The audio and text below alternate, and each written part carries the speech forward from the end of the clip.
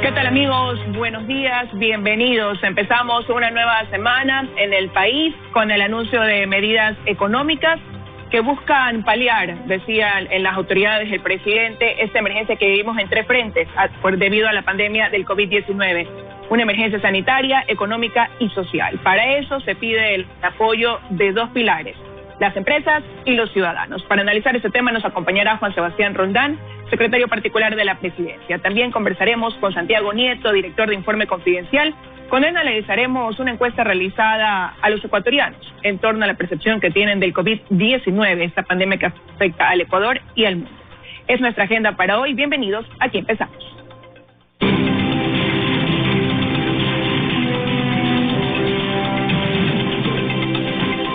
Aquí empiezan los desayunos de 24 horas.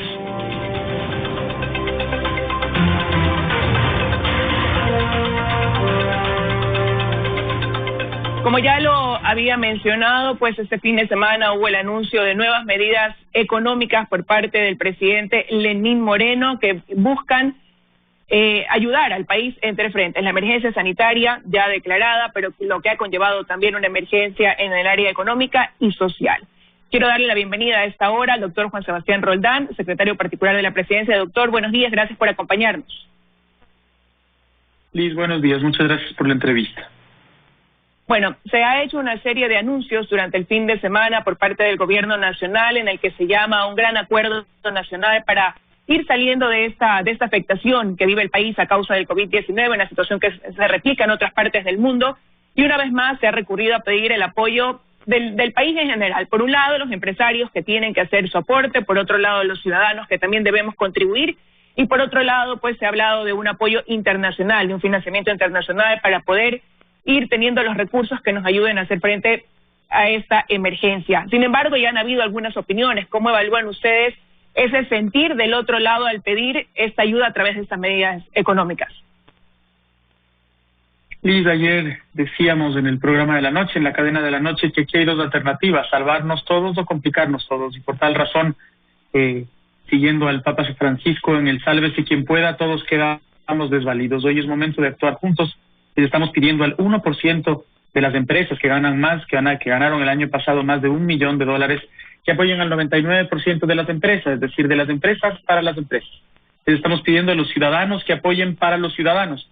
Y además en una cuenta nacional humanitaria que van a manejar personas del sector privado, es decir, ni siquiera va a entrar ese dinero al sector público, no lo vamos a manejar nosotros, no lo vamos a tocar y por tal razón no vamos a volver a vivir el problema que vivimos con el terremoto en el 2016, que los fondos no sabemos dónde fueron a parar.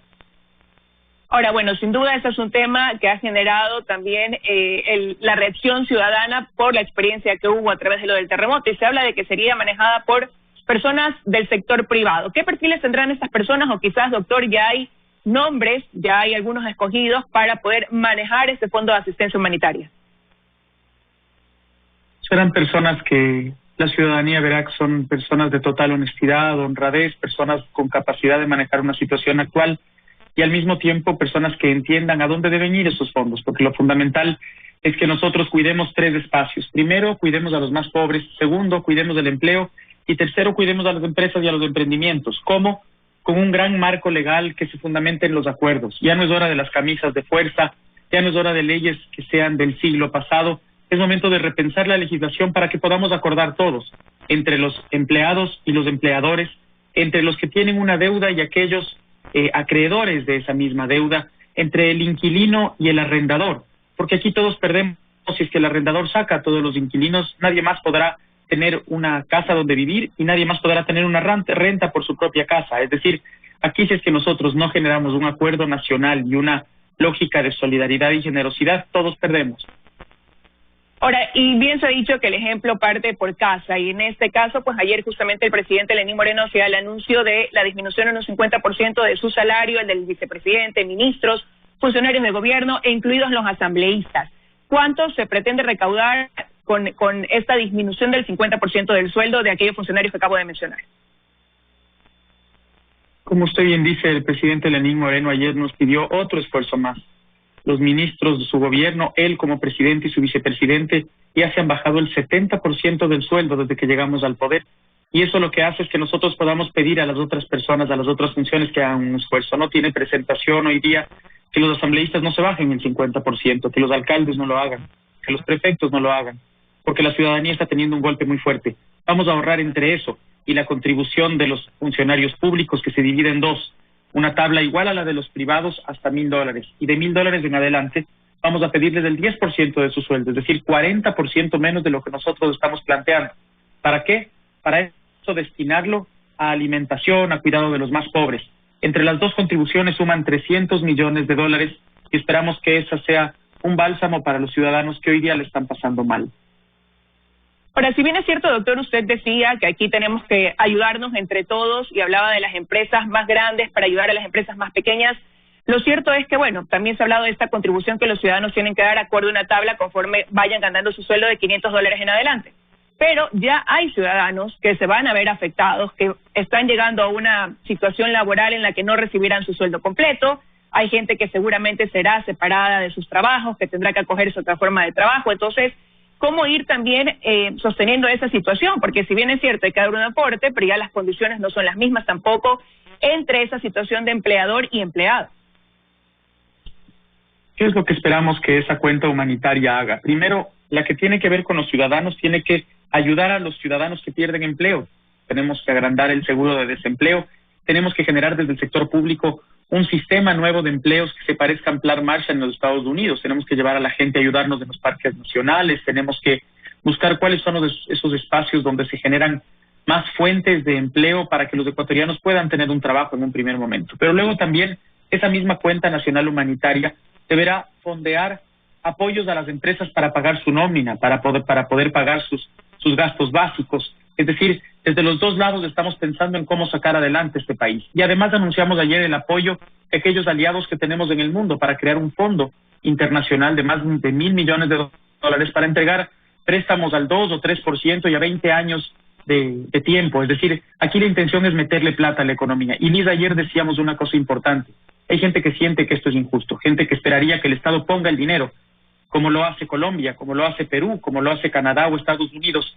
Lamentablemente durante 10 años botaron la plata, tenían petróleo a $100 y pico, se llevaron toda la plata y se robaron toda la plata, por la que la semana pasada ya hubo una sentencia de condena contra esos delincuentes. Es injusto, sí, esperaríamos poder hacerlo desde el Estado, como no hay otras condiciones, lo vamos a hacer desde la solidaridad y la generosidad de los que tenemos para los que no tienen. Bueno, y el ecuatoriano se caracteriza por esa solidaridad, pero sin embargo usted acaba de mencionar también algo importante, que van a tener que replantearse, por ejemplo, las condiciones laborales. Antes de esta pandemia estaba como pendiente una reforma a la ley laboral que no logró prosperar en la Asamblea, que estaba entrampada ahí. ¿Qué les hace pensar que ahora podría haber más diligencia para tratar ese tema? Que se vuelve urgente. Hoy por hoy hay mucha gente que ha comenzado a aplicar el teletrabajo, que fue una de las herramientas, opciones que se dio dentro de esta época de restricción de movilidad, y eso también ha llevado al país a darse cuenta de que hay otras formas de poder trabajar. Entonces, ¿cómo hacer también para que comiencen a volverse diligentes y dar paso a aquellos temas que, como digo, estaban entrampados antes de esta pandemia? Aquí estamos usted y yo en la ciudad de Guayaquil teletrabajando. Es decir, es posible algo que antes nunca nos habríamos imaginado poder hacerlo. Usted como periodista, yo como funcionario público, desde nuestros domicilios, yo en un hotel, respondiendo este trabajo. Estamos pidiendo a las empresas, al 1% de las empresas, apoyar al 99% restantes. Estamos pidiendo lo que el Ecuador siempre ha hecho. En este país, donde hay comida para uno, hay comida para cuatro. Las familias hacen que alcance la comida, aunque la situación sea difícil. Y al mismo tiempo nosotros hemos logrado incorporar a 1 millón más de ecuatorianos. 450,000 ya recibieron y 550,000 recibirán en las próximas 2 semanas.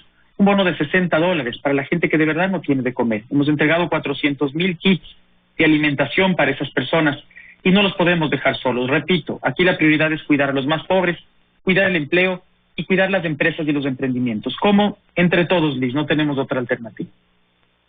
Ahora, dentro de las propuestas que hizo el presidente Lenín Moreno, hay algunas que deberán pasar por la Asamblea Nacional. El presidente decía que debe darse un proyecto de ley para evitar, por ejemplo, desalojos, que aquellas personas que hoy arriendan una vivienda, un local, puedan tener sus facilidades de pago y no ser desalojadas. Por mencionar un ejemplo, hablaba de la ampliación de la cobertura de salud del IES a quienes se queden sin empleo por 90 días o más. ¿Confían en ese sentido en el apoyo de la Asamblea? Porque ya se han generado algunas opiniones al interior del Legislativo de no estar 100% de acuerdo con este tipo de propuestas. La Asamblea tendrá que hacer su trabajo y nosotros como gobierno tendremos que tomar las decisiones que nos corresponden. Hoy es momento de resistir en un primer momento, de reactivar en un segundo momento para recuperar en el tercero. No se puede quedar nadie en el tren de no me quiero bajar el sueldo, por ejemplo. No tiene presentación que los funcionarios de la Asamblea digan que no quieren bajarse el sueldo. Es un golpe fuerte para muchos de nosotros y al mismo tiempo tenemos que entender que hay personas que necesitan ese dinero, que ese dinero se tiene que ir a alimentación hoy día. Ese es el ejemplo que el presidente Moreno dio. Y también el ejemplo de preocuparse de los más pobres, que no se les pueda sacar de sus casas en 3 meses. Como dijo ayer el ministro de Economía, y ha pasado algo inadvertido, que las microempresas puedan postergar el pago del IES durante 2 meses, para que la gente cuando salga a su vida diaria siente un alivio. La postergación del pago del impuesto a la renta también durante 3 meses. Es decir, es darle tranquilidad a quienes están angustiados y quienes han apoyado a salir de esta pandemia. Liz, esto es igual que la salud. Si nosotros no ponemos todos de parte, la economía no va a salir adelante. Sin embargo, si la ponemos de parte, vamos a tener mejores cifras que muchos países del mundo. Solamente en salud, y quiero hacer una comparación clara, Estados Unidos, el país más poderoso del mundo, tiene 560,000 contagios y 22,000 muertos. España tiene 170,000 contagios y 17,000 muertos. Italia tiene 156,000 contagios y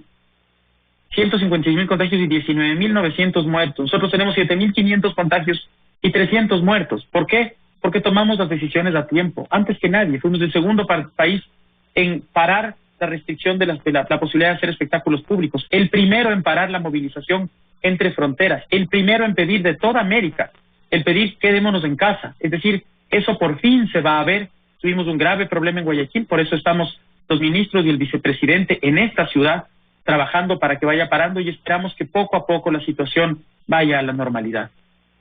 Doctor, sobre las cifras que usted acaba de mencionar, si bien es cierto, conforme se van pudiendo realizar en el país más pruebas, se puede lograr a tener un número más preciso de las personas contagiadas, evidentemente, y por eso vimos un incremento en un determinado momento.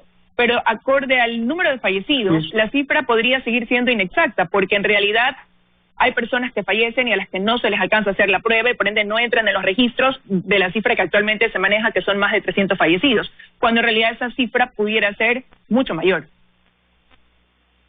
Así es, Liz. Por eso nosotros tomamos la metodología de la Organización Mundial de la Salud, que es la que toman todos los países, para poder determinar quiénes podemos confirmar como contagiados de COVID y como fallecidos por COVID. Es decir, aquellas personas que se hicieron una prueba aquí en cualquier país del mundo son los que se pueden confirmar como confirmados o como fallecidos por COVID. Sin embargo, nosotros ya planteamos una cifra que es la que creemos que se dará al menos en Guayaquil, que son 3,500 fallecidos durante este proceso, sin mucho más de lo que estamos hablando. ¿Qué es lo que nosotros tenemos que hacer ahora? Multiplicar las pruebas. Por eso el vicepresidente de la República ayer anunció que saldremos con pruebas rápidas a Guayaquil. Por eso el Ecuador y el presidente de la República, Lenín Moreno, ha logrado que el Ecuador sea el segundo país de Sudamérica con mayor cantidad de pruebas diarias. Y vamos a seguir empujando para que esto suceda. Hoy la salud es nuestra primera preocupación, lo dijimos siempre, la alimentación la segunda, la producción la tercera y la dolarización cuartas. Con lo que anunciamos durante el fin de semana, con lo que anunció el presidente el día viernes, estamos cubriendo las 4. Hoy es momento de que el Ecuador sea solidario y generoso y vamos a salir de eso.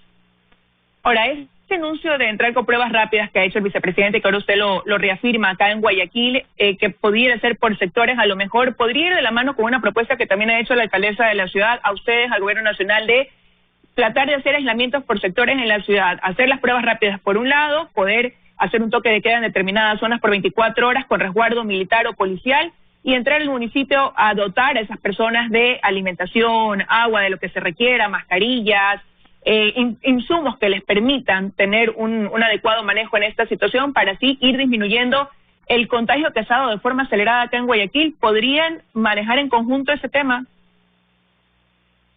Sin duda, cooperar para que los guayaquileños estén bien es una prioridad para los funcionarios, para eso nos eligieron.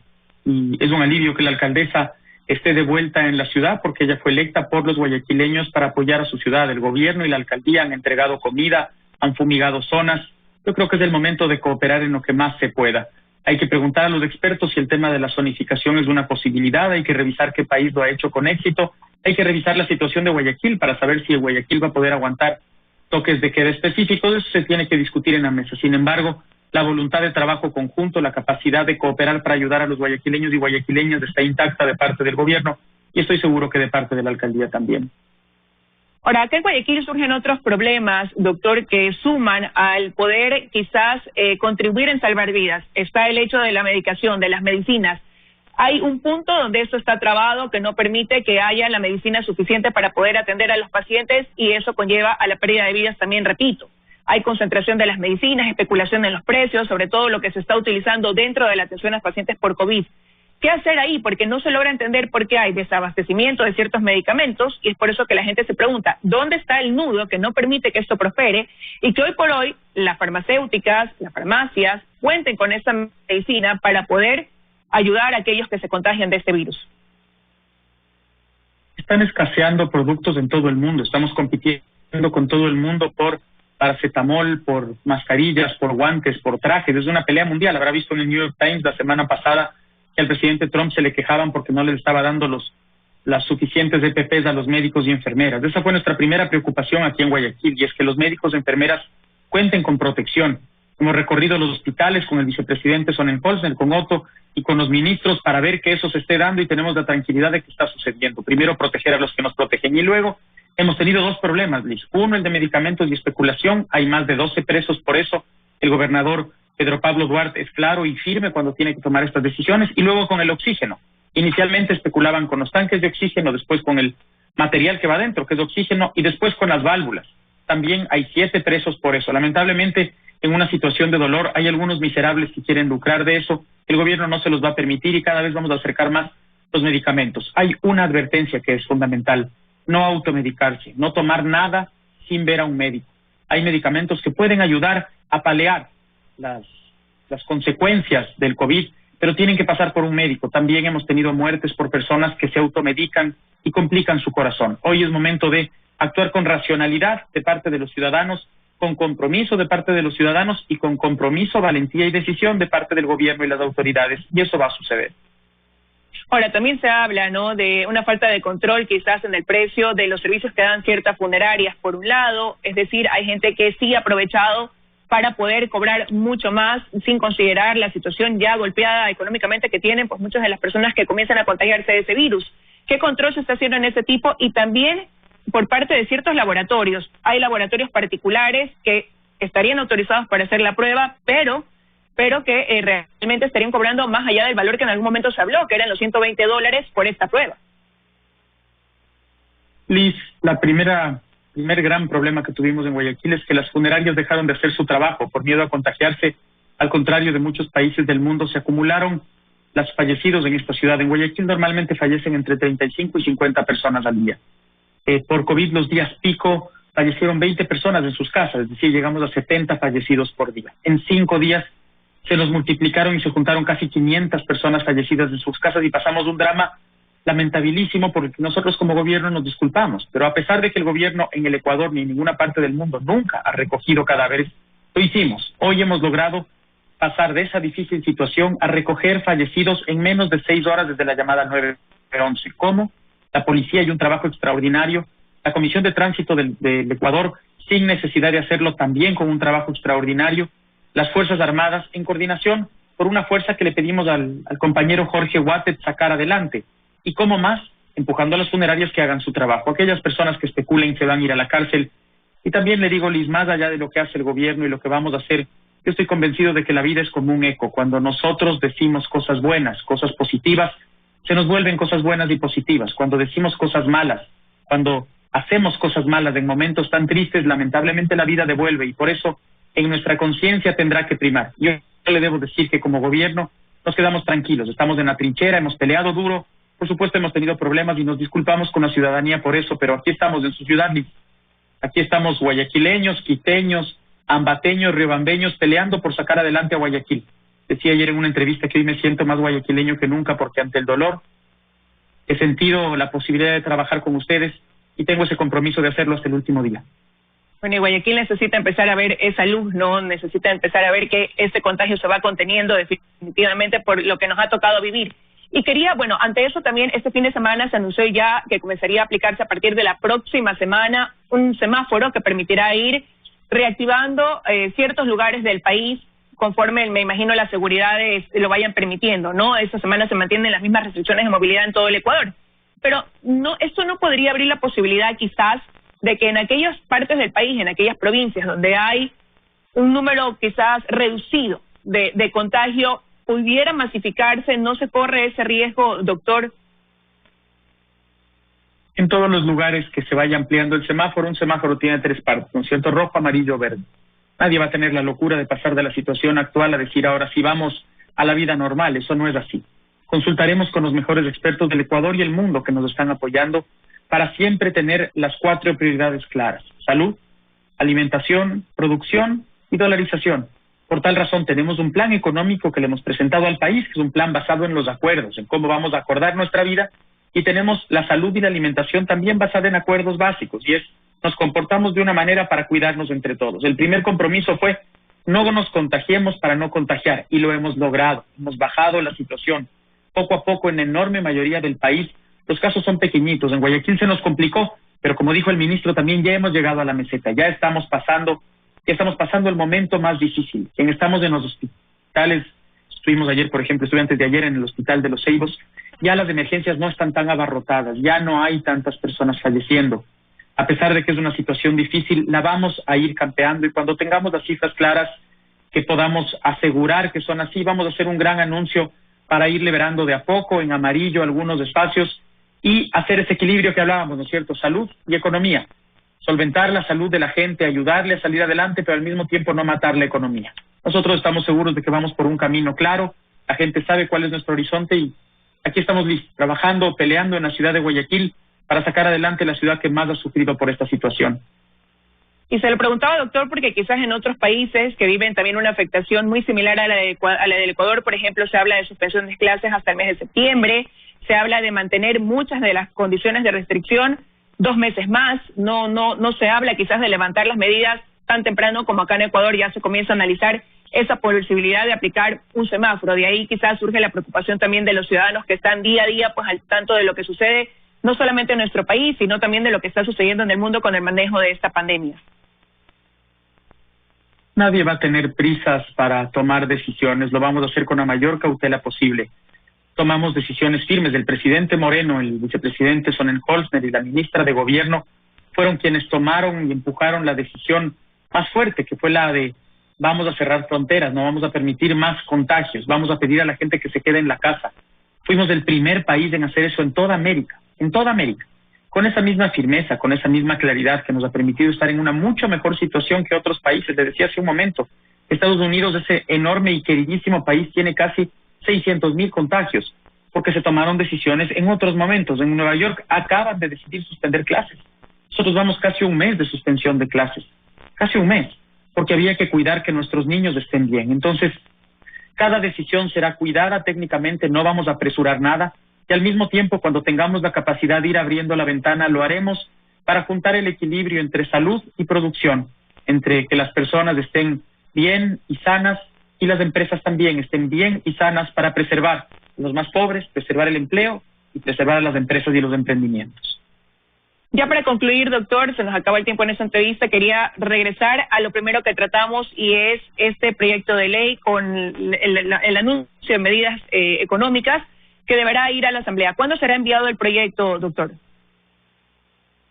Anunciamos acuerdos económicos. Eso es lo más importante, acuerdos económicos que permiten que las empresas ayuden a las empresas, del 1% de empresas más ricas al resto de empresas, los ciudadanos a los ciudadanos, y manejado en una cuenta nacional humanitaria manejada por privados. Vamos a enviar a la Asamblea entre hoy y mañana ese proyecto. Nosotros estamos terminando de afinar y consultar con distintos sectores las mejores posibilidades posibles, y al mismo tiempo estamos seguros de que la Asamblea tendrá la responsabilidad primero de bajarse el sueldo, como lo hemos hecho nosotros, y luego de sacar un proyecto acorde a la situación actual. Hoy la cerrazón no es una posibilidad, la politiquería no es una posibilidad, los discursos de palestra no son una posibilidad. Hoy hay que trabajar en los hospitales, trabajar en las escuelas, trabajar en la calle para devolver al Ecuador a su normalidad, y eso es lo que el presidente Moreno nos ha mandado a hacer.